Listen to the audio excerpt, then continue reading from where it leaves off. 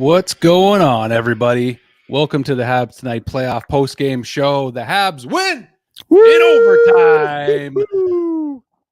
Oh, Nick, what do you got over there? You cleaning your screen? What is that? What is that device you have? I'm just cleaning salt off my screen, so we're good. We're good. It looked like a broom you had over there. Yeah, well, you know, brooms are out tonight. Very fitting for the occasion. Well, you know what one of my favorite shows was, guys, growing up, and this is the truth. I'm just going off the cuff here. Supermarket Sweep. Oh, wow. Tino Monte. Oh, what a show. The fakest host of all time. But you know what?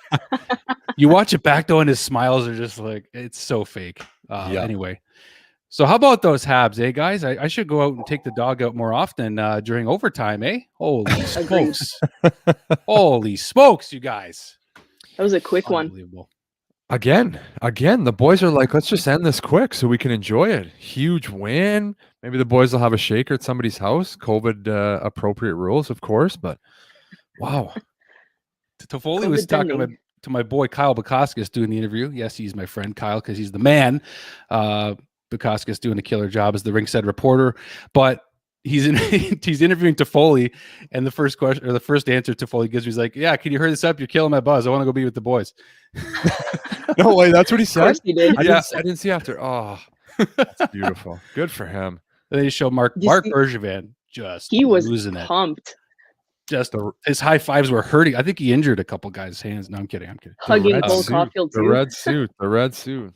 I think he brought his wife to the game. She's high fiving some lady up there. I was like, oh, okay. That's his assistant. Oh, is it? Okay. Yeah. She does a lot of stuff for she does a lot for the team. Bergie's secretary. Okay. Yeah. All right. I don't care who it is. She was. They were. Yeah, the way you said it, I sounded like you're for another show for another time. Oh yeah. After hours. Right? After hours. It's only my second can all night. I'm fine, you guys. Honest to God. Did you have the first one with the pregame cans? I didn't. No, I missed it, but I did see that clip. Dale, you got an imposter on cans apparently. I guess so. He did a pretty good job of answering the question. It was a tough question. He did the best that he could. He did. He said he would do the best that he could, and he handled it. So that was great. So for those that didn't catch our pregame show, Crushing Cans, Dale, do you want to just say what happened or what? Or one of you guys? Yeah, so a guest comes on, and I really hope the guest comes on again and I get a chance to talk to him and just clear up what happened. I mean, I know we look similar, but somebody asked my brother, obviously in the pregame, compare the 2014 team to now and make some comparisons. And Derek did his best to try to pretend he was me, and the guest kind of just rolled with it, and it was awesome, all in good fun. I hope the guest comes back, and I can have a chance to chat with him. I think he said he was your number one fan, so I mean, I guess it's going to happen at one point. Hey, I hope he's on right now. If you're in the chat, sorry I missed. Yeah, send us an email. Was it Patrick or something? Or Patrick might have been his last name. I think his last name was Patrick, if I'm not mistaken. Yeah. Okay. He's happy. Maybe he's celebrating right now. Maybe he's one of the groups of people that's outside the arena downtown Montreal. Wow, that was a lot of people there. Hey. Insane. Yeah. Well, they said they already prepped all the cops and everything in case there's a riot, win or lose, which I think is kind of sad that you need to prepare ahead for a riot, especially if you win. So, but I mean, it is Montreal though. Yeah, it is. But there was no doubt. There was no doubt tonight. Like I called it earlier on cans. I was in the chat. I said it's over tonight. There's just Winnipeg had no business being in the series. They had no business. They had no business being there tonight. As a former player, I'm watching. And you guys know, I don't like shitting on guys. I'm not going to shit on any individual. There's a couple guys in the Jets I'd love to go off on, but for a team that's facing elimination, there was just no desperation. There was a lot of guys mailing it in for a guy, recently retired from the NHL, not from hockey. It's frustrating to watch that guys would mail in an effort like that, because it was, full credit to the way Montreal was playing, but there was a lot of efforts being mailed in from the Winnipeg Jets tonight. There was no doubt Montreal was winning that game. Hellebuck was just in it for them too. You take a look at shots on net tonight. You can't win a game where you're facing elimination with less than 20 shots on net, right? Yeah, he was. Well, they just did. Don't lose your water over there, but they just did. I'm good. He was good. He was, that game was over long before.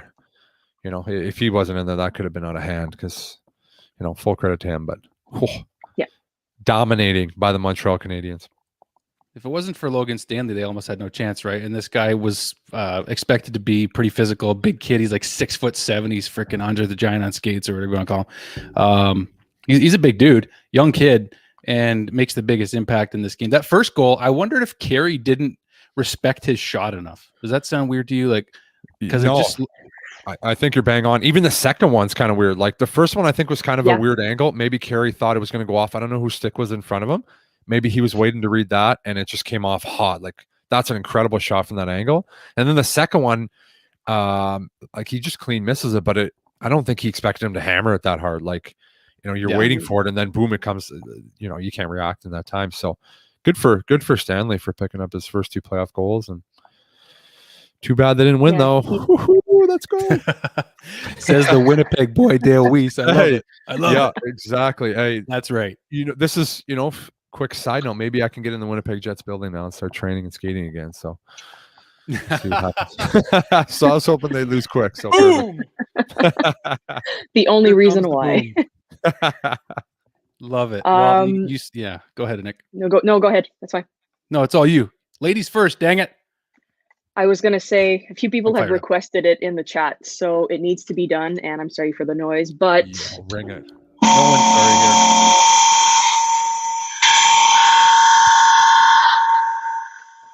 Let's go! We are fired up. So good. I love that. I'm getting the fans fired up over here. I'm going to turn this up where it goes off in my ear again, but pumped up.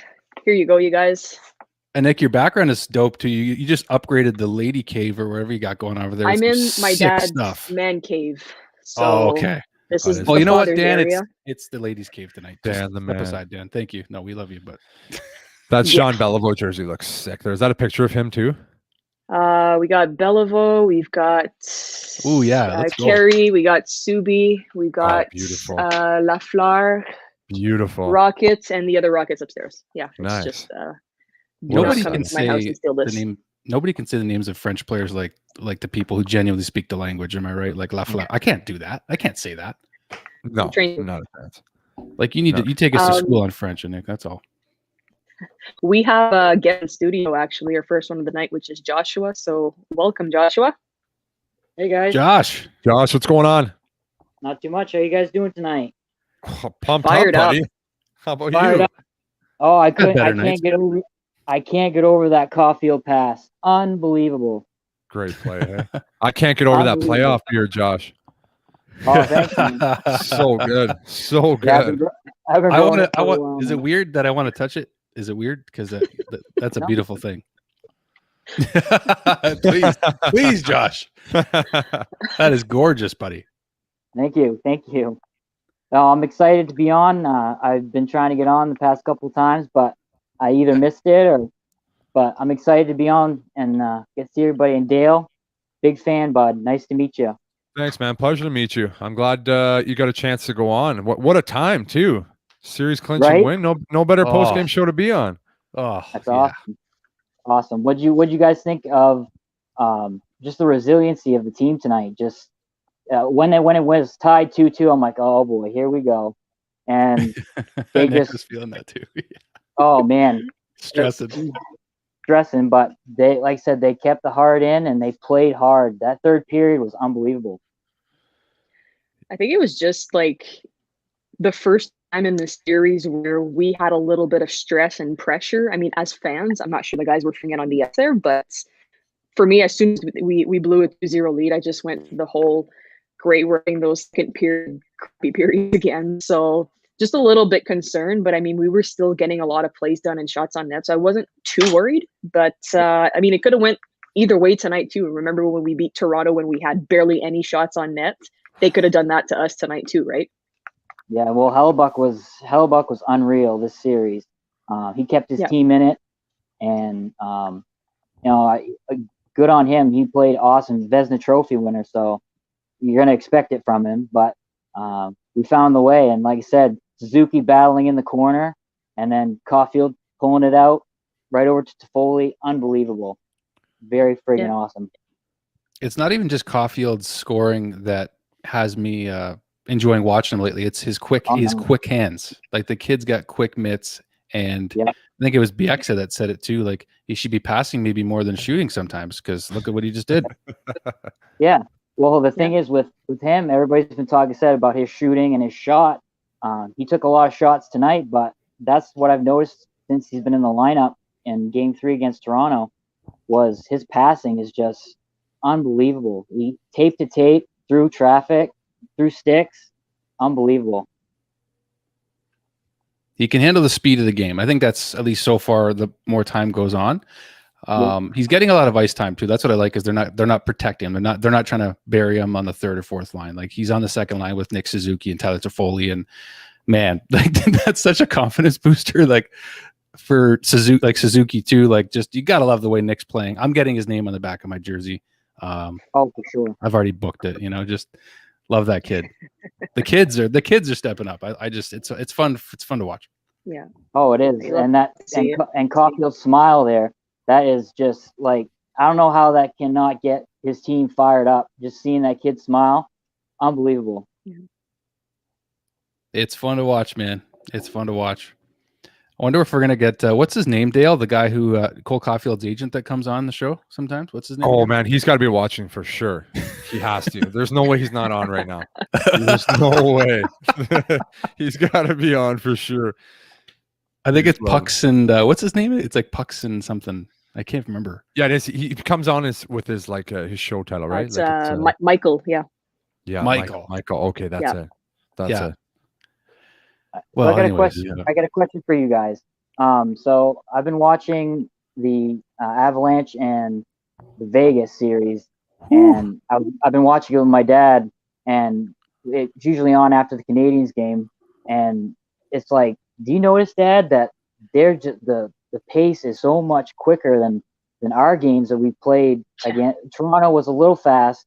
The Winnipeg games, some speed, but Colorado and Vegas, it's just unbelievable how fast those guys go.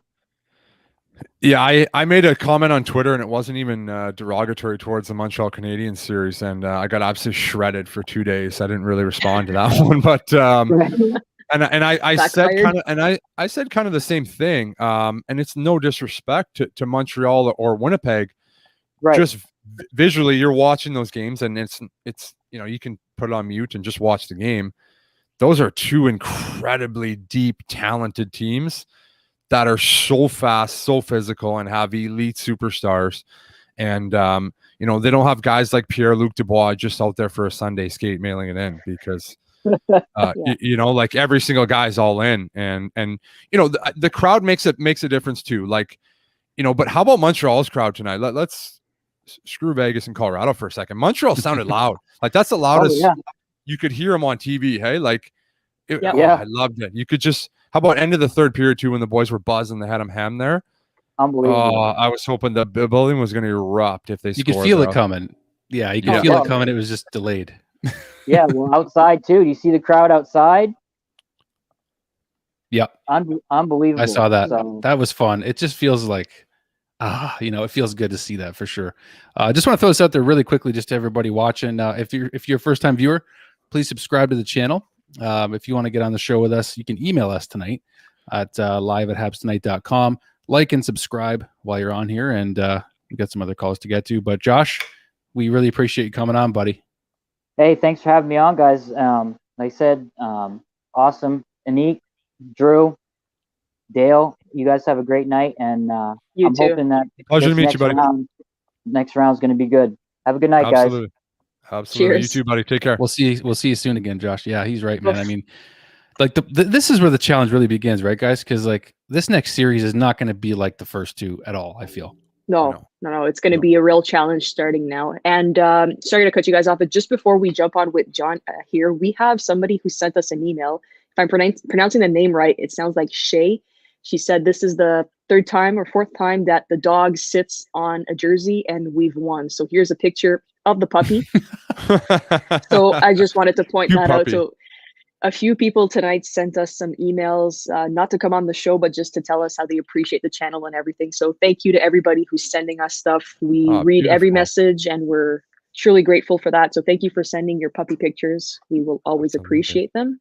So John, welcome.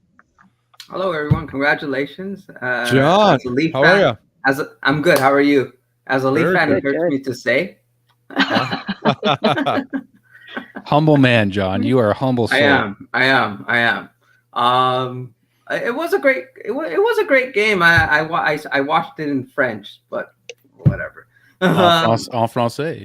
Oui. Yeah. What do you guys think about the next series? I think they have the fire in their bellies. Well, for sure. It's going to be interesting. They get a huge break, so that can Petry come back and play? Does Evans come back? We won't get into the line discussion right now, but you get some rest. Your back end gets some rest, or some guys playing some big minutes. Goaltending gets rest. That's huge. So that's definitely a benefit going forward. So anything can happen. I think when you get to this point in the playoffs, you're on such a roll, and especially the way they're playing, it really evens out. Like you just see so many teams get hot at the right time, and they end up rolling and go on to winning the Stanley Cup. And when you look at the matchup, you're like, okay, these teams are on paper are way better. Yeah, sure they are, but that means nothing by the time you get to a third round when a team's rolling and they have confidence and every single guy's playing well. Anything could happen. We should point out too, Dale, that this is the first time the Canadiens have reached the conference final since 2014 when you did it with the Montreal Canadiens. So you got to think Carey Price is ready to avenge that year. Oh, absolutely. And pretty. Go ahead, John. No, sorry. I was gonna say, what's up with Price? The older he gets, the better he gets. He's like a fine wine. Hey, it's incredible. Ages very well. he's so good in big moments. That's been his thing his whole career. Look at him in the World Juniors when he was younger, and Olympics, and anytime he's in the playoffs, it's just he just takes it to another level, and it's so consistent every night. You know what you're getting, and that just bleeds confidence into your team. Like you see it. Like he's just incredible. You have to. Perfect shots to beat him are the only way you're going to score. Or if he doesn't see it, it's got to be a rebound tip. Like he's just incredible. I was saying earlier today too that we were referencing the 2014 playoffs and how he looks like 2014 Carey Price. And if you take a look at basically before the series started, during his interview when he came back from his concussion, the first thing he said was that it was great to get a break physically and I'm ready mentally. And you can truly see that he's in his zone. There's nothing that gets to him right now. So it's beautiful to watch. This is his favorite time of the year to play. Like he's happiest. Dale and I touched about this. Like he's more relaxed and calm in the playoffs than regular season. Like he's just different. Yeah. 100%. That's crazy. Anyways, thank you all for having me on. And best of luck in the next round. And then is it a 5-game series or a 7-game series? I'm still confused. Best of 7, John. Let's go. Best of 7. 7 all the way. 7's all around. Got it. Thank you so much for having me on. Pleasure to meet you, John. Take care, John. Thank you. Pleasure. Take care. Love it. You know who I wonder right now is thinking of. So Jeff Merrick, Sportsnet anchor, said on Spit and Chicklets this year that Carey Price is not the same goalie anymore. There's been more than one of them, but when you go public with that, I'm just like, how much of Carey Price do you watch? Like regular season, I know he has his ups and downs. Like you can make that argument back and forth the last few seasons, but when you get to this point, like you knew this was coming. Like, come on, how much have you watched of this player? Like, just I don't know how you doubt the guy. I don't know how so many people have doubted this guy. They doubted him all year long, saying, "Oh, he looks different. He's not the same." And he it's just crazy to me when you also he played last year in the playoffs. That's not even a year ago. Like you don't lose it. You don't lose it in 10 months. Like come on. So he's right back there again, playing the best he's ever as good as he's ever played. So no surprise to the Habs tonight, team. We're gonna welcome Carson back to the show. How's it going, buddy? Hey, Carson, how are you? Going? What's up, brother? Not much. Just I just had to wipe myself down with my towel because the overtime made me sweat. Oh, let me see that towel, Carson. Fire that one up. Let me get a look at that. Oh, it's nice. from last year. Nice. Let's get her going a little bit. Yep, you're feeling it. Let's go. There you I'm go. feeling it. Ciao, Congratulations on the signing, by the way. Yeah, thanks, man. Appreciate that. Yeah, so holy crap, Cole Caufield in the corner there. I mean, all started by Nick Suzuki. Beautiful. Though. I will say that. We got to give Zook the Yeah. credit there.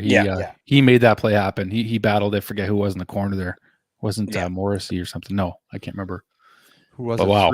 Three, the big guy. Pullman. It was Pionk? Or is it Pullman? One of the big guys. One of them. Yeah. One of the big brute like Stanley guys or something. I don't know. Doesn't matter anyways. They are gone. We got the brooms out. I had the broom like just standing right next to me for all 4 games. Nice. You knew it, hey? I knew it. I had a good feeling. I had, I had a weird feeling that it was going to happen when I first saw Jesse Pollock screaming on his live stream after the first game about how the Habs are probably going to sweep the Jets or something crazy like that. I had like a here we are. Vision. Little role reversal in this series. Exactly. Yeah. But Dale, I got to ask too, like, I'll ask all you guys this, even Carson as well. Does this concern you though? Like, I mean, now that the Habs are the ones that are, I mean, I don't think it does for me because Jeff Petry can heal, Jake Evans can heal. But this just happened to Winnipeg. They had a week off. Now the Montreal Canadiens might have a week off. So what are your guys' thoughts on being on the other end of this? Yeah, I'll touch on that one first. Like I'm nervous. That's the only thing. Like I literally just said, once things get rolling and you're playing great, like you literally don't want to stop. You just have that rhythm, and it's really hard to ramp it up. Like you've had a week off. They'll probably take 2 days off from practice, then get back to work. Like it's just really hard to ramp it back up. And Vegas and Colorado are going to kind of do what Montreal did to Winnipeg, and it's kind of that first game is tough. You got to come on and kind of win the first game, and that makes a big difference in the series. But like it's tough to really ramp it up. That makes me extremely nervous. That would be my only. I think they can play with both teams. I think they can beat both teams, no problem. That would be the only thing that makes me nervous. Yeah, I fully agree. Oh, sorry, go ahead. Doesn't matter. Oh, it doesn't matter. You can go ahead first.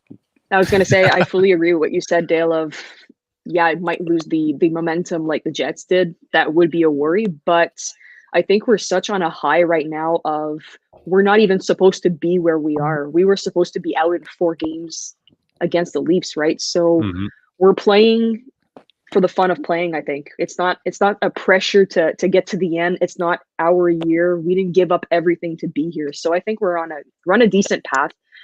Yeah, maybe the momentum's going to affect us, but I think we're still going to come out swinging and give it everything we got.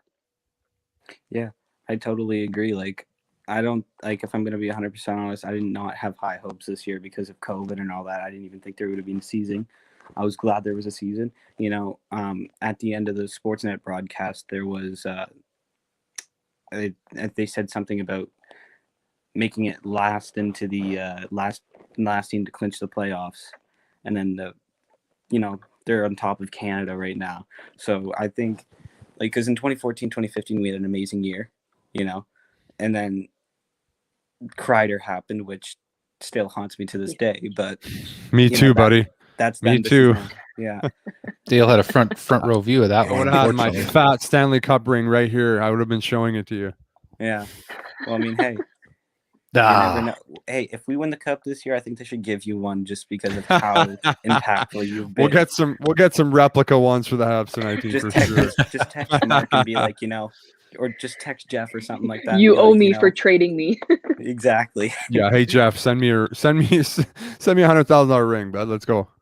Yeah. No, but I mean, it would be like an amazing Cinderella story. It would be like the St. Louis Blues story, Nobody expected them to win the Stanley Cup playoffs. Gloria happened. What if the Habs have their own songs, some behind the scenes type deal where that's interesting. Very interesting, Carson. And I'm going to touch on that one because a lot of people have been saying that, and St. Louis went on an insane run at the end of the year. Yeah. They went on an incredible run. I was one of their first games in Philadelphia when they had this huge losing streak.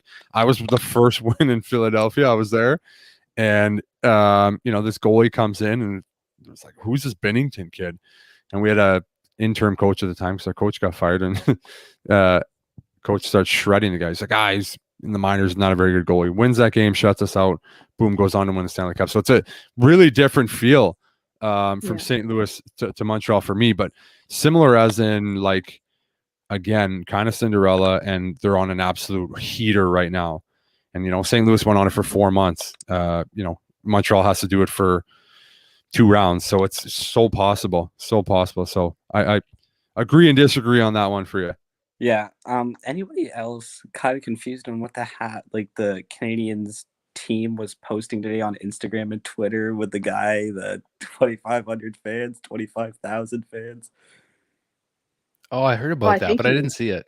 You didn't see it? I think they were just trying to pump it up because they became so popular within the span of like a week that they just posted it to pump the crowd up. So, probably but something it's like all in good fun. Thomas, it's like the Thomas Tatar guy, right? Yeah, I was going to say.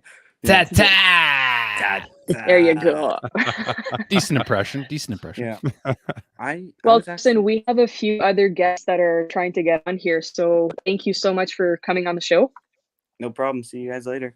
See you, buddy. Make Thanks sure to call back. Oh, I will. Have a good night, man. Rock and roll. Then, well, yeah, things are moving fast. We should acknowledge once again before we bring on the next guest too. Just if you guys are new, be sure to like and subscribe the Habs Tonight channel here, guys. Amazing content. As you can see, our captain is on the show tonight, Dale Weise, joining us. He knows the feeling.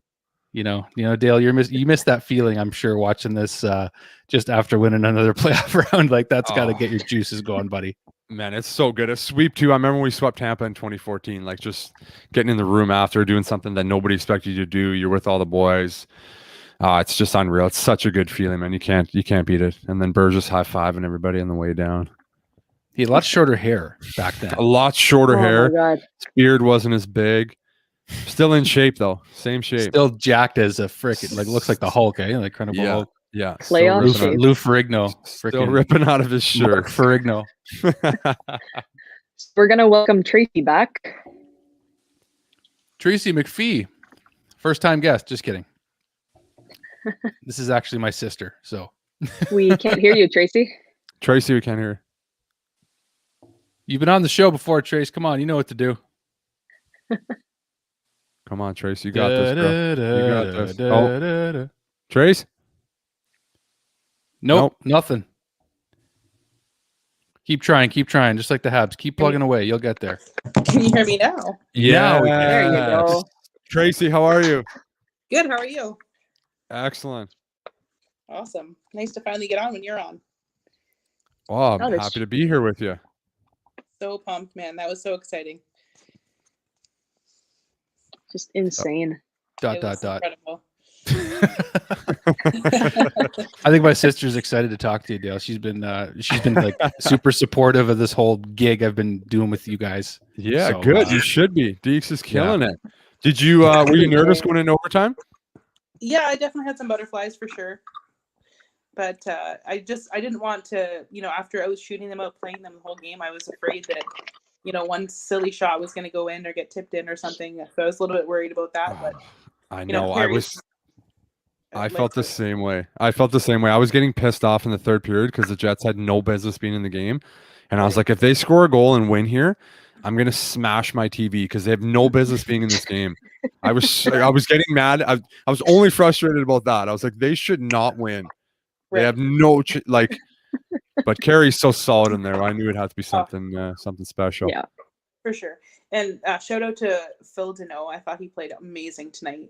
He was just all over everywhere. Actually, I was texting Andrew and I called him to score the OT winner. He didn't get it, but that's all right. I was out. The dog was outside going to the bathroom while she's like FaceTiming me. I'm like, I gotta go. We got to do the show. I missed the goal. He did. I thought it was his best game of the series. How many times did you see him just controlling the middle of the ice, coming in on 3-on-2, slowing it down, making plays? Like he was flying tonight. He did everything but score. And most confident he's ever been. He's always he just knows what's going on all the time, everywhere. He's awesome. He is. He's so fundamentally strong. Like he wins so many puck battles. He's great in the circle. He's just one of those guys you don't get respect. You're looking to other guys that are scoring and Caufield's making plays, and we look at these guys and guys like Phil, and that's the reason we're into but the team is into the conference final. The guys like that, and Stahl was a little quiet tonight, but look at the way he's played throughout the series. There's just so many good contributions every night. Different guys are stepping up, and Lecky's been hot the last couple of games too. Lecky's been awesome. I always think of Annik when I hear Lecky, because I know she likes I know Annik loves Lecky. Lecky City, sexy Lexi. I was going to say, Shane made a great point earlier, and the boys on Crushing Cans too, when they said we're playing like a team.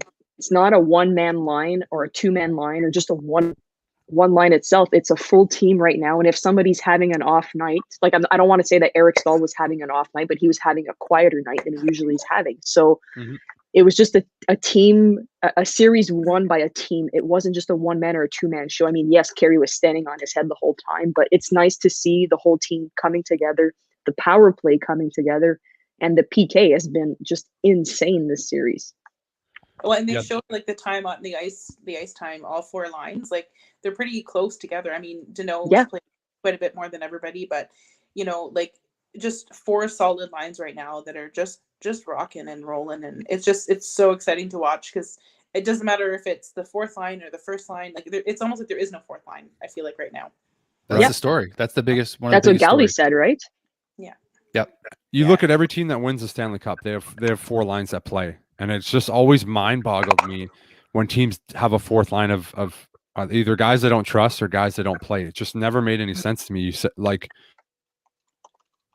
lines that played, like that's what it takes to win. Like they're so fresh right now. When you look at their team, okay, they're going to get a big break, but they are fresh because they're playing like four lines, and the D or a couple of guys are playing big minutes, but it's just great. It's so great to see. You're going to be so successful when you play like that. Everybody's involved. There's no sitting on the bench, and it's just it's so good to see. I love it. I love seeing fourth lines contribute. I was a little nervous with Petry being out of the lineup, but he's just been so huge for us. But I thought Chiarot stepped up huge, like in the last two games for sure. Like just his awareness of what's going on around him is just incredible. Like they showed it on the one replay, and I was already thinking about it, and then they ended up bringing it up. But I was just like, it was truly incredible, like just to watch him, and he's always looking to see who's behind him or around him, or who's going this way or that way, and he was just always like just heads up. And I thought they stepped up huge for Jeff tonight, because I thought it'd be pretty hard on him not playing. So and how about Gustafson's goal too, the head fake and then just freaking snipe off the post. He had a good game. So happy for him. He's hit the crossbar too, right? He's getting better every game. Did you play with him, right, Dale? Yeah, in Chicago. Another guy that when we did the trade deadline show, I said, like, if this guy gets on the power play, he can make a difference. And people were like, I don't know. It's like, well, let's check off the list of all the stuff the Habs tonight team says happens, and it happens. It's almost like we know what we're talking about here. Almost. You didn't just assemble almost a like you played squad. The game, right? It's almost like, I don't know. Almost like you're a hockey player. It's almost like people should keep watching, like, subscribe, and you'll get some more answers in the future. Quick plug transition. Perfect transition into the please.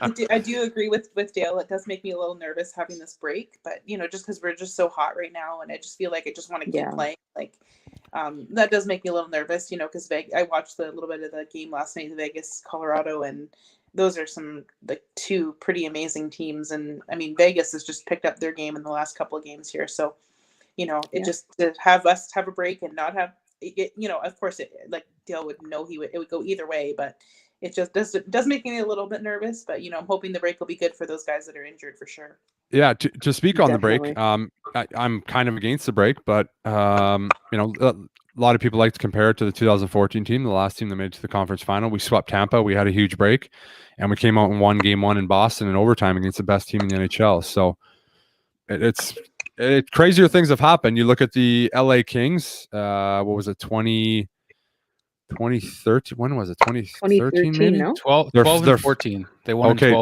2012. Yeah. I mean, they swept every round. They swept us, Vancouver, in the first round, and then two might have been game five games in round two, and then they swept the conference final. They'd rest the whole time, and it benefited them. So it really could go either way. I think the way Montreal's playing, the way their structure is, and again, you have the best goaltender in the world. I don't see a problem with it. Yeah, no, for sure. It's definitely exciting. I can't wait. And who would you rather play, Tracy? Who's your pick? Ooh, honestly, I don't know. There's something about Colorado because Nordiques and Oh, Yeah. for sure. I also am thinking about the comeback win we had against Vegas. I think before, not the COVID year, but the year before. The year before. Yeah, and because Vegas is not far. I mean, I'm on the West Coast, right? So Vegas isn't too far, and I just remember that game, and I think that might have been the last time we played each other, and so I think we play really well in their arena too. So. Yeah, my point of view on it is I'd rather play Colorado because if I get some, I'd rather be the best. And to me, Colorado is the team to watch this year. So I want a challenge. So I'm saying Colorado. Yeah, and I also think that we have the better goalie for sure. And I think when Marc-Andre Fleury gets hot, look out, right? Mm-hmm. Nah. A French Quebecer getting hot against Montreal. So it's written in the stars, eh? If we beat Colorado, though, we'll just steamroll Boston in the finals. It's fine. We'll be fine. There you go. Hey, Boston's in trouble. I know they are in trouble. Boston's in trouble, yeah. Well, they're saying Rask's. Well, Tracy, we have a few more guests that are trying to get on here, so thank you so much for hopping on with us. Always a pleasure to see you. Appreciate it. Nice to meet you, Dale. Tracy, pleasure to finally meet you. I hope to speak with you again soon. Yes, awesome, guys. Take care. Have a good one. Yeah, you too. Have a good night. Cheers, T. See ya. What a beauty. We have Evan. Evan here. He's been waiting for a while. Sorry about the wait, Evan. It's all good. Thank you so much for having me on, guys. Nice to meet you all. Evan, nice to meet you. How are you, buddy? Hey, I gotta say, everyone's talking about that Caufield pass to Suzuki, which was sweet, of course, seeing the young guns do it.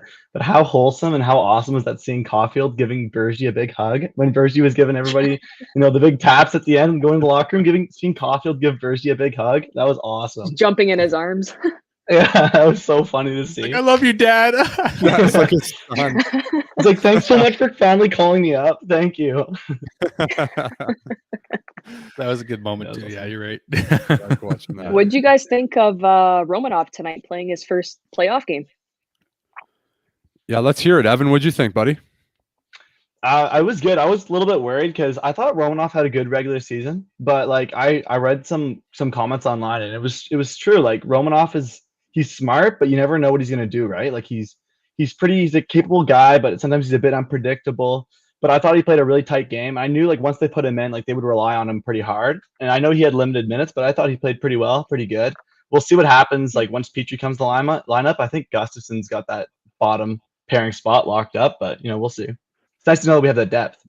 Yeah, he was great for a young guy to come in that situation. That's not easy. He hasn't played in 3 weeks.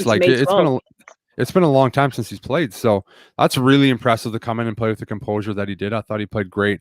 I thought maybe he'd come in a little overzealous and, take a couple of runs at guys, but I thought he was awesome. It just goes to show now you can use him.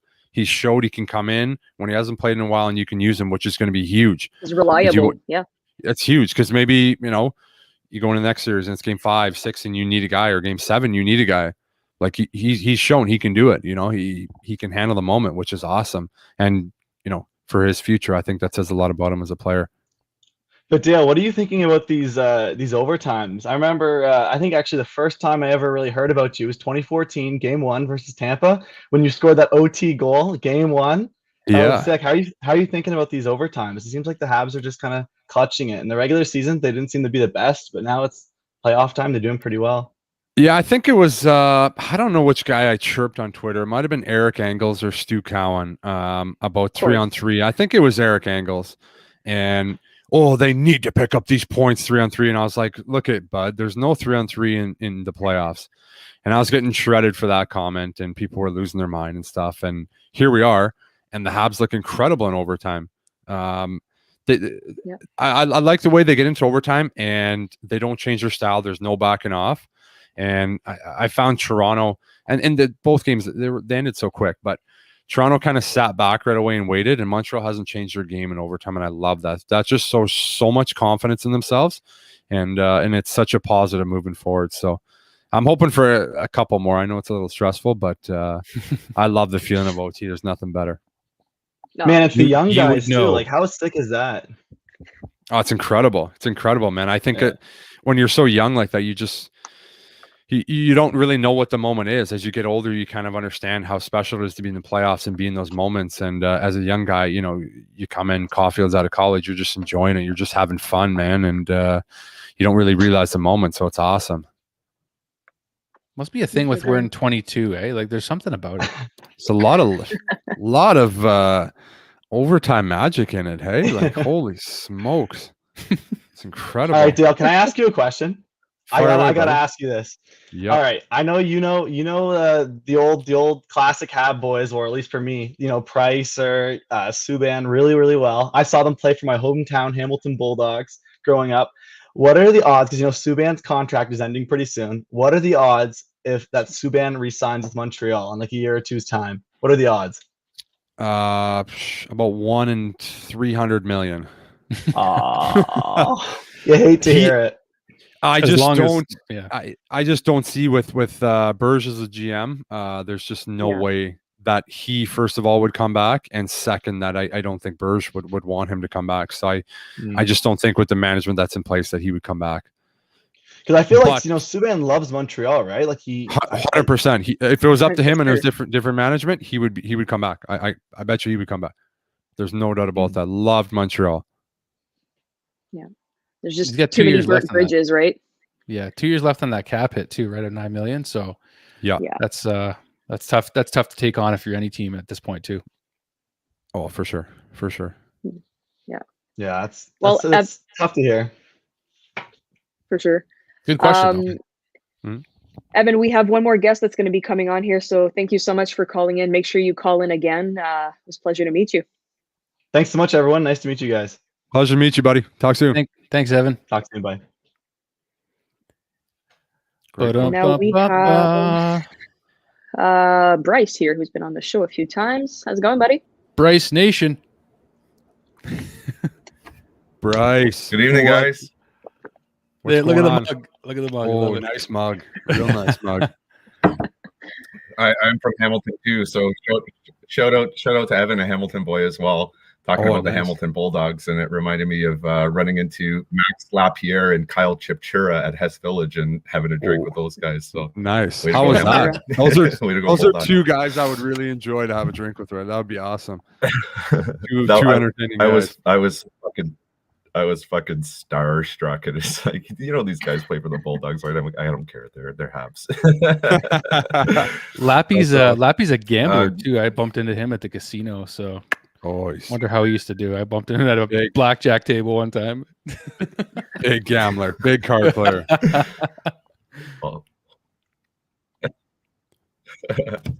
Cutting out. I don't have much to say about the game. In fact, like watching the game. Oh, am I cutting out? You're good. No, you're good. Fire away, buddy. No. It's a little. Yeah, I mean, when they tied it up, I wasn't really that stressed out. I thought that this was one of the best games, if not the best game that the Habs have played, just in terms of sustained pressure and sticking to their game and rising up to the occasion. Like, they looked like the team that wanted it way more tonight than the Jets did, which I was kind of shocked. I thought we'd have to weather some kind of storm, but with the exception of a couple of shifts, we dominated the play. And I don't know. It's like I don't have anything bad to say about everybody. Everybody's playing to their role, playing to their abilities, and next man up kind of mentality, which I think is very encouraging. Like, everybody that was off the roster that's had a chance to crack it, they've met or exceeded expectations. So as far as the next round goes, I don't care. Bring it on. We weren't supposed to win any of these series so far, and here we are. So let's go. Bring it on. Absolutely. Just playing. I love that attitude right now. I'm just seeing on YouTube right now. Sorry, just a complete side note. They're showing the handshake between the two teams, and you see Paul Maurice and his coaches just walking straight off the ice. Didn't even shake the hands. No way. Really? They had an early handshake. I don't know if you can. They had a really early one. Maybe they didn't go on the line. Well, that's the thing. The coaches don't go on the line, do they? Because they go by the bench. Yeah, but then they go on the line after. They weren't in the line. Ah, okay. Oh, yeah. They just walked off. I saw the coaches shake hands immediately, and then the players went to the middle. Maybe I think it might be. Do you think Paul Maurice is up in Winnipeg? Like, I just have this old school coaching sort of I mean, he's a good coach. Like I'm not disrespecting the guy, but he just built a brand new shack in Winnipeg. If he gets fired, maybe I can buy it off him. Should I put that out there? It's a pretty sales pitch. It's a pretty nice house. Paul did a good job with it. I don't know, man. They had high hopes this year again, and that series was an absolute flop for every single guy on their team. So I don't know where they go from there. Well, I think Derek said it right on Crushing Hands tonight, where he said it's a team that's gonna, if you don't win this series or win at least one game or something, they're gonna have to blow this team up, and some people are gonna leave. So it's just gonna be a matter of who and when, right? Do you think Paul Maurice keeps his job after getting swept in the second round? Does he? I don't know. There's so many possibilities, right? He's been here for so long. They give him a ton of credit. Yeah. So I don't know. At some point, they're going to need to change something, and usually the coach is going to go before the players. Year seems to be the year of like built-in excuses, where if owners or management or GMs want to decide, to look the other way, they've got the justification, they've got all the excuses they need. And I mean, a week and a half ago, were we ready to fire Ducharme and Bergevin? And that's how quickly things can change. So yeah, everybody's hot now, but I mean, look at the body of work first. I mean. Good point. Great point, Bryce. Point. Very good point. You got a wise hockey mind, Bryce. That's why we love talking to you. So serious. No, he does. Hey, thanks, guys. It's a pleasure to be on with all three of you. And I commented down in the chat that, I mean, not only do we go to the third round, but at least another series of Habs talk to look forward to. So that's another positive. It just keeps getting absolutely. better. They're keeping us working. Yeah, I'm okay with it. Yeah. We'll take it. Keeping us in business. Are they giving you overtime or what? Oh, yeah. If only. Trust me, halfway to retirement, folks. Let's be serious. We're in good hands. Bryce. Thank you so much for calling in, buddy. Yeah, guys, before I take off, I think Pierre Gervais is losing it a little bit because they sent one of Bilbo's jerseys to my place. I thought that I would show you. Wow. This was mine. I got when I was 10 years old, and I think they sent me one of his sticks too, but I'll hold on to it for good luck. Nice. Good man. Let's go for round 3 and round 4 again. Absolutely. Great talking with you guys. Keep up the good work. Take care, man. Thank you so much. Always Cheers. a pleasure, Brycer. Well, that was a good rally of guests tonight. Yeah, that was great. Yeah, I'm on. Jeez. Dale, what do you think about? Here's my next question. I'll even ask Annik too, but Dale, what's your opinion of? Because now we're in the conference final, which doesn't seem real yet to me. Like it's just a bit of a whirlwind right now. I think I missed the overtime goal, so I'm kind of out of the loop a little bit. It feels like. But what do you feel the difference? Like, what if you had to look at the 2014 team and this team? Which team do you honestly think is better poised to go for it right now? That's a great question. I broke it down with Derek a little bit too, and we were kind of going about it, and it's really hard to say. It's hard to compare because like Montreal came into the first round as like the biggest underdogs ever, and then then they sweep a second round. Like this playoffs is just so weird to me. And it's upside down. They swept a good regular season Jets team, and now they're going on against everybody else. They'll be the biggest underdogs in the next series. And I don't know, like you watched our 20, and I'm biased obviously because I played on the team, but the way our 2014 team played, we swept Tampa in the first round. We weren't the biggest underdogs, but and there's some similarities where we had 4 lines that were playing really well, and we had contributions from everybody. Our goaltending was lights out. We had some big contributions from Markov. Subi played the best 2 months of his career in that playoff run. We had a big, gritty team, like similar to this year. It's I don't know. I don't know where. I don't know. I think the 2014 team was better. Again, I'm biased. And you could just feel the way that team was rolling. Okay, we beat Boston in Game 7. If Carey doesn't get hurt against the Rangers, we're beating them. Just the way we were playing. I don't think you could say that about this team. And I really hope they surprise us. But, I mean, I think everybody, including myself, is like, okay, this next round is a huge uphill battle. And I hope they surprise me. And then I just think if you looked at the 2014 team, it was like, that was not an uphill battle. We were the better team in the conference final. We would have beat them if Carey didn't get hurt. So I think it's probably the best way I can explain it. Just the mixture of youth, though, on this current roster, the youth with like with Josh Anderson, Toffoli on one side. Then you got, Caufield, Suzuki, Kotkaniemi.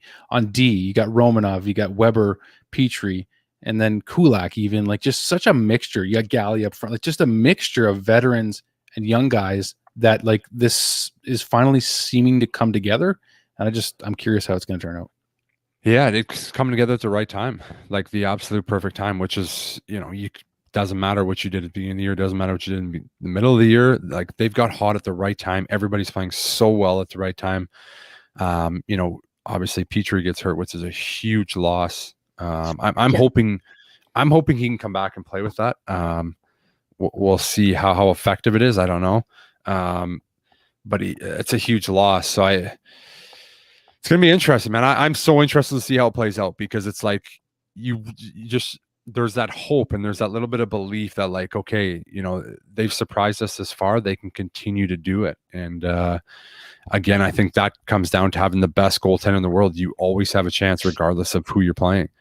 And Carey's rested. He's been lights out, and that's not changing anytime soon. So I think they have a chance against anybody. Was this series kind of too, like, I don't want to say too easy, but like Winnipeg just didn't have it at all at any point. Yeah. At any stretch. They didn't have a 5-minute stretch.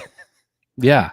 Like, I'm texting Kyle Bukauskas, from sports, like the other day. I'm just like, hey man, like, are you going to be doing any more games? He's like, yeah, I got game 3 and 4 and 6 at the Bell Center. I'm like, bro, I don't know if there's going to be a game 6 here. Like, and there wasn't. But I'm curious if this was too much of a walk in the park from the Canadiens, and then the next series, I don't think it will be, though, because I mean, you're also going to bring in a full arena when you're the visiting team, either way, whether you go into Vegas or Colorado. I think the Canadiens can feed off that too. They like being the road team. You know that too, right, Dale? Oh, for sure. And when you haven't played with fans all year long, like, regardless if it's they're booing or whatever they're doing, like, it's going to be exciting. You're going to come out 100%. There's going to be some excitement. Just seeing people visually will be a huge difference, and that'll be a boost. Regardless, like you said, if it's Vegas, Colorado, it's going to be awesome. We have fans everywhere too. So I mean, absolutely. I wouldn't be surprised to see people flying. It's worth the quarantine to Vegas and watching games in quarantine for sure. I could see it. It's worth it for the sure. Most worthwhile quarantine you've ever done. Absolutely. I don't want to jump back on what's done is done here with Scheifele, but he will have 1 game suspension to play out when the next season starts, right? Does that carry over? Does that carry over? That's a good question. I'm not sure, actually.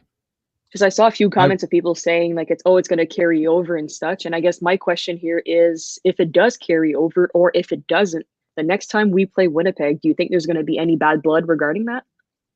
Yeah, that's interesting. I think it'd be interesting, right? Because he's going to be allowed to play preseason games, but then he can't play regular season. Does he have to miss preseason? It's interesting. It does. Yeah, that's what everybody's saying. It does, yeah. That was such a big loss. I think either way, there's going to be something's going to come of it. Like, Scheifele's not going to play the Montreal Canadiens next year and be able to just skate around and not have to answer the bell. Like, he's going to have to with somebody. I don't know who that's going to be or what he's going to do, but he's going to have to answer the bell with somebody. You know what has me encouraged about the current version of the Canes too, by the way, guys, is Arturi Lehkonen is on the first line. Can we like zero in on that for a second? And he's not out of place. I mean, this is a 4th line guy in a first line role. Like, did anyone ever think of that? Like, that Lecky's on a first line, he's scoring too. I mean, I don't want to get too excited about that just because Winnipeg didn't have anything this year. So I'm not surprised that he was scoring. But what's your take on that, Dale? That just the fact that, that's how good the Canadiens are playing right now is you got a fourth line guy in a first line role. Yeah, I guess when you look at their team, though, when you look at their fourth line guys, I think a lot of those guys you could pull up and play anywhere. Fourth line, and I think that's why they're in the conference final, and that's why we got other teams going home. Look at Winnipeg's fourth line. I mean, Maurice didn't even want to use them the first couple of games, and then completely irrelevant in games 3 and 4. Like, you need a good fourth line, and you got to have good players on your fourth line can fill in like that. And Leckie looks like you said, perfectly comfortable up there, and I think that's just testament. There's so many guys in the NHL that play on third, fourth lines and never get a chance to play in top 6 roles, and they could fill those roles in a second. They just never get the opportunity, and I'm really pumped for Leckie. I hope he can keep it going. And before that, it was Jake, right? Like, it was Jake Evans. I mean, like, what kind of confidence does the coach, like, we have to give Dom Ducharme some more credit as time goes on here. I think at least something's going right for coaching wise, because you have another fourth line guy in Jake Evans who jumped up to the first line role before our Terry Lekin had to take over that role. So something's got to be clicking there. Yeah, and it's great. It's great if you can go from you're taking your fourth line guy and playing him on the first, and you really don't want to touch your second and third because they are playing so well. It's such a good problem to have. And man, every guy that's come in has produced and played well. Jake came in, played awesome. Leckie comes in, he's been awesome. Romanov tonight was great. They're just getting great contributions from so many guys. Gustafsson has come in and been unbelievable. Yeah, I wouldn't say he's the biggest difference on the power play. He's a huge difference there. And tonight he was, too. Tonight he was. I like him up there. He's dangerous. Do you think we see? I've been seeing a lot of. Oh, sorry. Go ahead. I'm on a question rant here. So. Yeah, me too. I was going to say a bit of unrelated, but kind of fears. A lot of people have been talking in the comments about Thomas Tatar. Does he? That was my next question. I mean, you don't change a winning combination, obviously, but yeah, Drew and I we understand each other. Do you give him a shot at some point, or do you just keep him in the stands because it seems to be working on the ice right now? Yeah, we've talked about it a ton, throughout the Toronto series. It's tough to change a winning lineup. Yeah. And even, who are you taking out if Jake's healthy and ready to play? Like, this is just a matter of whenever, until they lose. Like, how do you take Leckie out the way he's played? That line has been dangerous offensively. Not that they weren't with Jake. I think they've been more dangerous with Leckie offensively. And he's played so well. That would be a really hard decision to take him out. And that's obviously a great problem to have. But yeah, I don't know where Tuna would fit in. I don't know. Maybe he gets some injuries. Maybe that opens up the door for him. But I think the team's played so well. I don't know where he gets in. This happened with Tuna, not last year, but when Tuna was in Vegas, when Thomas Tatar was in Vegas, same thing. He was scratched. Is it, like, do you have any idea of it's just in his head? Like, you play with him, Dale. Like, any idea why Tatar isn't able to maybe, thrive the way he does in the regular season in the playoffs? Yeah, I was going to mention the Vegas thing, and it's interesting. Vegas traded, I think it was a first, a second, and a third for him from Detroit, and he was a tremendous, perennial 20-goal scorer every year. And he comes to Vegas and plays on a fourth line and doesn't produce, and then they take him out of the lineup. And he was in a bad situation there. Crazy, you trade all those draft picks, and you don't give the guy an opportunity, which is a story for another day. But he's a scorer. When you lose confidence as a scorer, it's really hard to get it back. And the only way you can do that is by scoring consistently. And if you're not scoring, you're not bringing a lot of other parts to your game when you're struggling and you're not feeling it. So it's tough. And now he's in a situation where, he was struggling a little bit, and now you took him out of the lineup, which is even worse. And when you're a scorer that's not used to kind of being scratched and in and out of the lineup, it's not like you come out like me. Okay. It happened a ton. So it's like, okay, I come out. Okay. Now I'm pissed off. I'm motivated. I'm coming back. You take a scorer out. It's kind of like you just get in your head even more, and you overthink it. So it's just tough. I think he's overthought it, at this point. And I don't know. He came in last year. We talked about it. He had 2 goals against Philly in one game, and then his game just switched. And that's kind of what can happen.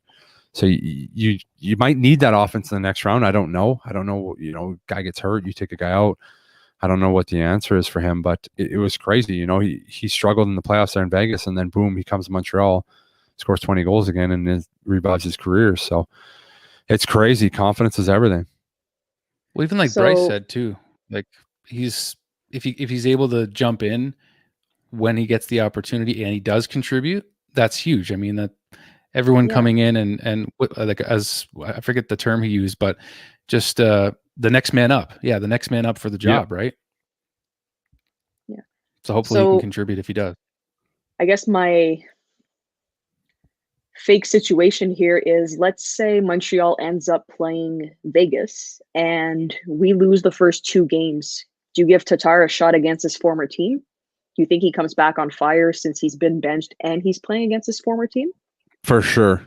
Former team wanting to screw him, for sure. I think at that point, if you go down 2 games, I think you mix it up for sure.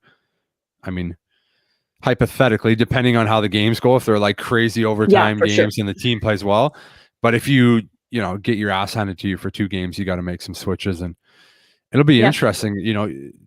Ducharme hasn't made a lot of crazy adjustments. The Toronto series, things didn't go well early, and then he found the team, and then boom, it's been the same kind of, a little bit of tweaks.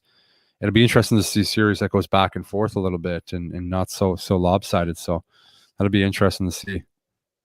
Or they just sweep the next round. Who knows? Hot take. Man, watching even the Carolina Tampa game the other day too. I told you guys in the group chat, like I turned on the channel, it was 1-1, and then it was 4-4 in the same period, like 12 minutes later or whatever it was. I think the crowd must really, like, you guys feed off the crowd, like you said, Dale. So that series is insane too. So are we just expecting like a lot more goals, even maybe in the next round, just with the crowd? I don't know. I think momentum swings are bigger, obviously, when you have crowd. Like, there's not as much momentum when there's no fans in the stands. It's like, okay, you score, and then it's dead silence again. But where, a team scores, and then the crowd's loud, and then all of a sudden they're pressing. Or, in Montreal, when the building's packed, like the crowd starts roaring just when you rush up the ice. Could be like a guy skating over the red line and dumps it in, and they start getting excited. Like, momentum swings are so much more when you have those fans, and it's going to be interesting. I think you can really swamp a home team. Say you go into Vegas, the crowd's loud, you score early, and you just silence them. Like, that could be a real hard factor, working against the home team. So that's going to be an interesting thing to watch too. I don't remember like how many games where, just for example, Montreal came into, I have Philly coming in mind, where they have such a crowd that voices their opinions when you're not playing well. I think you can probably justify that statement that the crowd gets into it. Like, as soon as Montreal would take over a few goals, you'd get the crowd that would get under your skin, start booing you guys off the ice. And I mean, it's going to make a difference, like you said. Oh, it's going to be huge. It's going to be huge. It's going to be, I can't wait. I'm pumped. They need to kill each other for a couple more games, go to 7 and see what happens. We should acknowledge again too, we do have almost 700 people still an hour in watching live, guys, which is pretty amazing. So we just want to thank you guys for tuning in. And if you haven't already, like and subscribe the channel here. I'm not going to pull a Derek Weise here. I'm actually going to take a quick bathroom break. So I'm going to take myself out of the stream for a second, but you guys carry on for a moment and I'll be back shortly here. Beautiful. What a respectable move. It's right? Yeah, that was well done. If Derek's watching, there's a few comments here, like maybe you can give your point on, is they're talking about how Pierre-Luc Dubois didn't show up for this series. So would the Jets been better off keeping Laine? 100%. At least he can do nothing all game, but at least he can stand there and hit a one-timer and he can score. No, he was a pure scorer. I mean, when the trade happened, I honestly thought, wow, this is like one of those times where it's like a great trade for both teams. Yeah. Like, Laine didn't want to be in Winnipeg. He wanted to go somewhere else. And you got Pierre-Luc Dubois, who I watched in the playoffs last year. Like, I went and watched every game. I was like, this guy's incredible. Like, he's big, he's strong, he can play up the middle. Like, he kills penalties. He was like the total package. He was exactly what the Jets needed. Yeah. And like, I don't know what's going on with him. Like, you can say he's injured. He doesn't look injured. He's skating fine to me. Like, he's taking hits and you could be playing through pain. I don't know. I didn't take it as he was injured. to me, it looks like a guy that's not interested. Could be one, or two. Again, like we just talked about, Tunic is just completely like he's just completely lost it, like zero confidence, and like it's probably not helping. They're moving him around the lineup, and I understand you. Yeah, Paul Maurice is in a tough spot there, but it's like, okay, you go play with this guy, you play in the left wing. Now you go here, you go on the right wing. Now you go down to the fourth line, and it's like he doesn't even know what wing he's on. He's swinging everywhere, and like I don't know who was ripping him on intermissions. Might have been Kevin BX. It was just a simple clip, like Nate Thompson was telling him where to go on a set breakout, and he just did his own thing. So I'm interested to maybe talk to a couple guys on the team that say he's like, maybe he's on his own page. I don't know. It's interesting. Like, it's going to be interesting to see what they do with them too. Like, is this a guy that you're comfortable keeping on and building around? Because if you're so disinterested in a playoff series, especially against Montreal, you'd think he's from Quebec, right? So you would think that he would be shredding it up against his childhood team, but he was just invisible. That's exactly what I thought. I'm like, okay, he's going to be so pumped to play against Quebec. And again, I understand, like, you just never know. And these are one of those things, like I'm being hard on him, and I don't like being like shitting on guys. No, of course. Like, again, this could be one of those things, like, you don't know what's going on off ice with this guy. Maybe something is going on with his family. Maybe something's going on with his life. I don't know. It's just, he didn't look injured to me. He was skating fine. And it's just, I don't know, maybe something's going on off ice. So if that's the case, then I hope, maybe that gets cleared up in the off season. But yeah, if not, then I don't know. He's such a talented player that it's unfortunate to see, because he's so much better than that, and that he can do so much better that you can't help but think that, like, no wonder the fans are frustrated, and maybe even his teammates of like, step up, wake up. Yeah, and he was like what leads me to believe it's like a confidence thing to me is he was like bobbling pucks, and he's such a skilled guy, like just a straight up open pass, and he just bobbles it, and it's like you could just see he was uncomfortable. He was, I wouldn't say nervous, but he's uncomfortable, and he was just really lacking confidence is kind of what I saw. So yeah, that's another one here. Yeah, that would be the first time, right? I've seen a lot of the Pacioretty stuff coming up on the side. Thoughts on Petry? I think Pacioretty would be extreme. This will be a guy that's extremely motivated to play against his old team, to play against an old GM that he had in the management. I think he will be extremely fired up, and that would be great to watch. He's a guy that had great seasons, but then come playoff time, you'd kind of see him disappear a bit more when it came to goal scoring. So a lot of fans were obviously shitting on him for being like ghosting on the ice practically, but he's had such a great off season with Vegas this year that he's regular season Pacioretty in the playoffs, right? Yeah, he took a lot of flack in our playoff years, and I don't know if it was really warranted. Like, he was our only superstar that we had. Yeah. So it was pretty easy for other teams to kind of just key on him.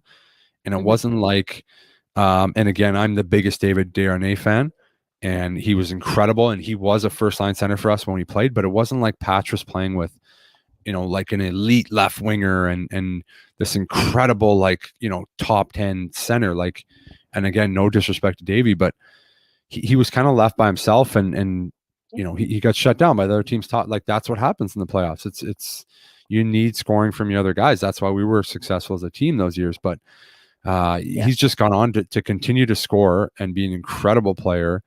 And I've always been one of the biggest Patch fans. So I'm excited to see him motivated and just on a personal level, see what he can bring. Oh, of course. I think Dekes is back. Let me just answer this one. Does a playoff run like this help teams sign guys? Oh, great shirt, Dekes. I was sweating, guys. Not gonna lie. Ask for 111. I don't know if you're asking, does it help the team like sign free agents? Because no matter, Montreal could go and win the Stanley Cup, it wouldn't help free agents come here. There's a lot of other outside factors. Taxes being one is huge. Living in Canada is huge. A lot of guys don't want to live in Canada. Climate and attention in Montreal. There's a lot of there's a lot of there's a lot of people watching you all the time, and if you're a person that likes your privacy and stuff like that, Montreal's probably not the best place for you. So regardless of how good their playoff run is, it's still tough to always get free agents in Montreal, or any Canadian team for that matter. Yep. Wild guess. You guys were talking about Drouin earlier, I'm assuming, right? No, we weren't. No? Dubois.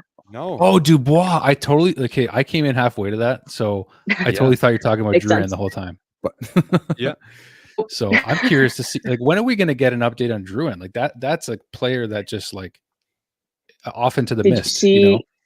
John Liu posted an update actually earlier that his wife and his godson or something is getting surgery, and Drouin wrote them a personal letter and signed it. So he's still interacting with people, so that's a good sign. And I mean, good guy Drew, right? Good man. Just makes me think, like, we're talking about Tatar and how he's been out of the lineup, and will he get a chance? And like one of the most talented players on the team. That's why I thought you were talking about Drew, but it was Dubois. Yeah. But now, like, what do you do if Drouin just says, "Boys, like, I'm sorry. This is what was going on, and I'm in. Like, if you guys need me, I'm in." Like, I don't know. It would be pretty awesome to see him come back and light it up. No, be pretty inspiring story. Sure. It could be anyway. Yeah, I think it'd be awesome. The Cinderella story. Before we wrap up here, there's a few comments, and I want to get your guys' take on it. We saw Josh Anderson coming in hot against Toronto in the first round, scoring some goals, being physical, but we've kind of seen him being stepped back a little bit in the last few games, and there's been comments of, is he playing injured? I don't know, he seems a bit more reserved the way he's playing. So what do you guys think? Yeah, I don't again, I'm just solely basing this on my opinion. Like he threw some heavy checks tonight, so I think I would rule injury out of it. He's a guy that I love him too. Like, I think he brings so much to this team. He's exactly what they need. But his minutes, I feel like he's so effective, and he'll come and play these games, and he'll score 2 goals, and he'll be the best player on the ice, and he plays 18 to 19 minutes. But then there's a lot of games where he doesn't kill penalties. He doesn't get a lot of power play time, and he's just playing 5-on-5. And if there's some special teams, he kind of falls asleep a little bit, and that's understandable. And I didn't see the minutes tonight or the last couple of games exactly of how much he played, but I feel like he's a guy, like, when he's rolling, like, okay, he has a good first shift. Ducharme has to get him going more, and I'm not picking on Ducharme's coaching. I think he's been excellent, but I don't think he I don't know. He just doesn't get. I don't know the reason for it, but I just don't think he gets Anderson rolling enough early in games, because he's a guy to me that when you can see the difference, he's like, okay, he's got his legs tonight, he's physical. You got to, like, I don't know, double shift him, get him out there a little more, and continue it. Otherwise, he can kind of fall asleep playing 10 to 12 minutes, with how even the lines are right now. I was thinking about it, and actually, I think this next series could be where he's most effective, and that's against a team like Vegas or Colorado.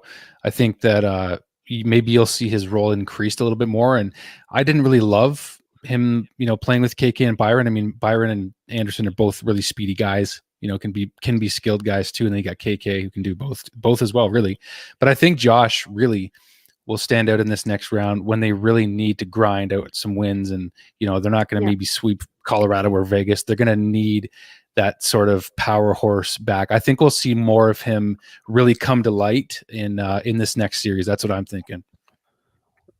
I agree with you too, buddy. It's interesting. Thank you, Paul, for posting that third least used forward. Yeah, that's kind of the way I feel. But he's going to be big in the next series.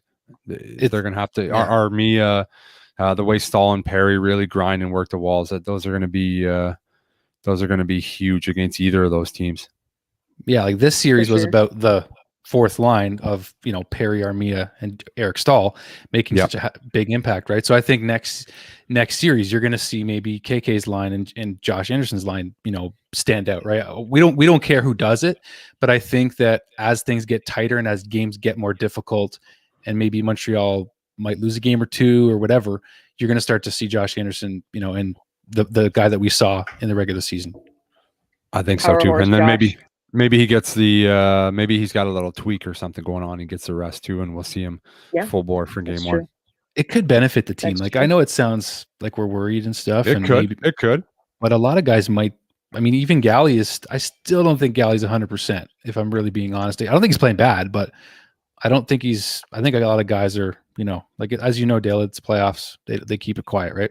Yeah, and I made a comment on Dubois and even Anderson too, but you never know. Like, there's some amazing things that you can freeze and do, and and you don't feel anything, and you can go and play and you make it look normal, and then after the game it hits you. So you never really know.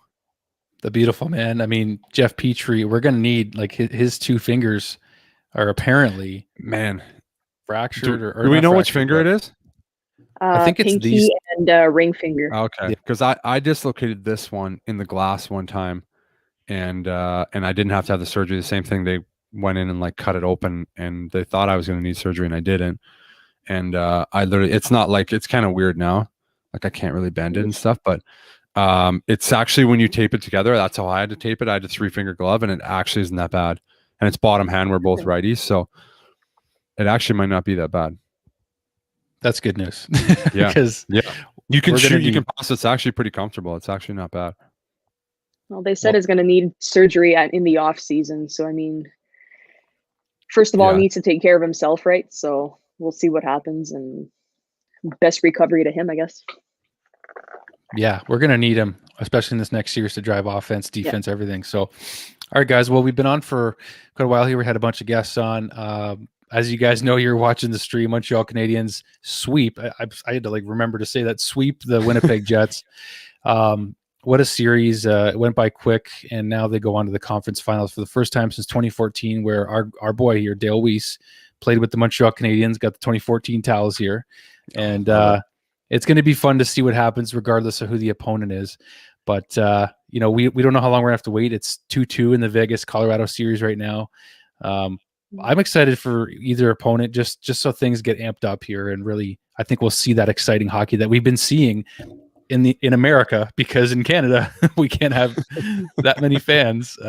So I'm pretty pumped up about that. But we're just gonna wrap it up, it looks like, here, guys. So I just want to say thank you. Yeah, as our little graphic says there, thank you for everyone tuning in. Dale, we always appreciate you jumping on. We know you're a busy guy over there with 6 different things going on at a time, plus 4 plus a wife and 4 kids. I had to. Big series win. I love jumping on these shows with you guys. Look at all the fans we had tonight too. I love the guests, man. This fires me up. Yeah, no, it's been great, and this is we have the privilege of continuing. That's the that's thing, the best part. We have the privilege of continuing this as the Habs keep winning, and no asterisks next to a Stanley Cup, no matter who gets it. I mean, Tampa Bay deserved it last year. So whoever gets there, the journey is fun, and the Canadiens are in it right now, and they're the North, if you will, of the NHL right now. We're the North champs, but I don't know about you guys. I don't really care for that. I just want to see them go all the way. So it's fun to win the North, if you will, but things were weird with Winnipeg. I mean, this whole year is weird, as you said, Dale, too, and it's all about just going all the way this year. Oh, absolutely, buddy. Weird year, but hey, we'll take it. The way the boys have been playing and rolling, this is we got to get our We the North shirts. There's got to be a couple old Toronto Raptors ones. The we is going to be we in French. We the North. Little that's so good. That's so good. Habs tonight merch. That's so good. Annik, nobody dares steal that, because that was a Nick Lemaire live on air. Copyright's pending already. Well, there it is, guys. So subscribe to our channel. Follow us on social media first here, and then, yes, of course, subscribe to our YouTube channel. Like the videos. Send us requests for guests that you want to see. As we get word, we will let you know who the next guests are, and we see Wednesday going forward. Former players that you want to hear from and interact with live. We will let you know who that's going to be as soon as possible. So I don't think you have that lineup yet, Weise. We're going to announce that as we go, right? Yeah, absolutely. I mean, I have a couple teed up, but I kind of want to just stay engaged with the Montreal Canadiens. Maybe we'll we'll get a little breakdown show of who we got coming next, and break down each team, see what we got. But I got a couple things in mind, but it's all about the Habs right now, buddy. We got to focus on them, and man, it's unreal. We get to keep going. I'm pumped. Business first, right, guys? Business first. Business first. That and the Habs tonight team gets a few days off. I mean, the Crushing Can boys are gonna need a few days. They've been crushing cans left and right, so they're gonna enjoy the water bottles for a few days. Some livers need a break. Okay, gotta get some booblies for those guys. I can never say that right.